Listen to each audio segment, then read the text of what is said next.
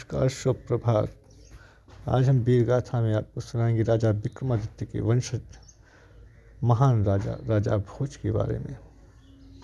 प्राचीन समय की बात है, उज्जैन में राजा भोज राज्य करते थे।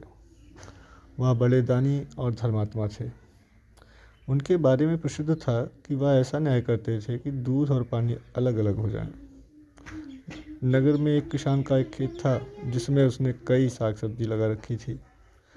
एक बार की बात है कि खेत में बड़ी अच्छी फसल हुई। पूरी ज़मीन पर तो खूब तरकारियां आई, लेकिन खेत के बीचों बीच थोड़ी सी ज़मीन खाली रह गई। हालांकि किसान ने उस ज़मीन पर भी बीज डाले थे, लेकिन वहाँ कुछ नहीं हुआ। किसान ने वहाँ खेत की रखवाली के लिए एक मचान बना लिया। जब भी किसान मचान पर चढ़ता, अपने आप चिल्लाने लगता, कोई है, राजा भोज को पकड़ लाओ और सजा दो, मेरा राज्य उससे ले लो, जाओ जल्दी जाओ।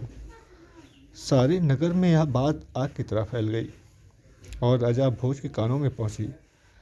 राजा ने कहा, मुझे उस खेत पर ले चलो, मैं सारी बातें अपनी आंखों से देखना और कानों से सुनना चाहता हूँ।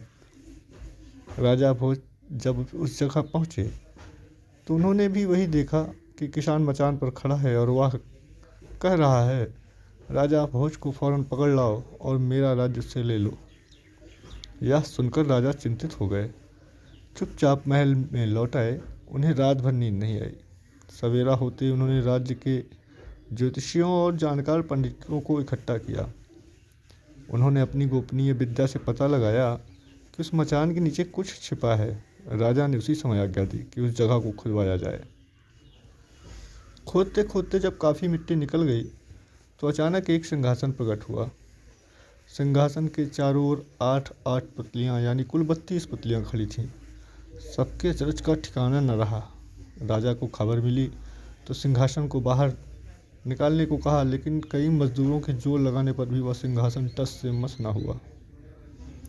तब एक पंडित ने कहा कि यह सिंहासन देवताओं का बनाया हुआ है, अपनी जगह से तब तक नहीं हटेगा जब तक कि राजा स्वयं इसकी पूजा अर्चना न करें।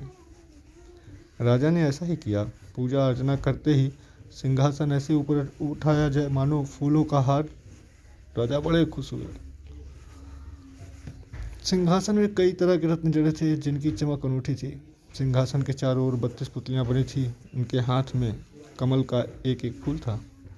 राजा ने हुक्म दिया कि खजाने से रुपया लेकर सिंहासन दुरुस्त करवाया जाए। सिंहासन को दुरुस्त होने में लगभग 5 महीने लगे और अब सिंहासन बहुत ही खूबसूरत बन चुका था। राजा ने पंडितों को बुलाया और कहा, आप लोग कोई अच्छा मुहूर्त निकालें, उस दिन मैं इस सिंहासन पर बैठूंगा। दिन तय किया गया। दूर दूर तक लोगों को निमंत्रण भेजे गए। तरह तरह के बाजे बजने लगे। महल में खुशियां मनाई जाने लगी।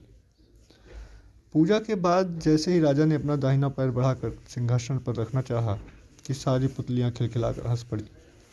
लोगों को बड़ा अचंभा हुआ कि यह बेजान पुतलियां कैसे हंस पड़ी।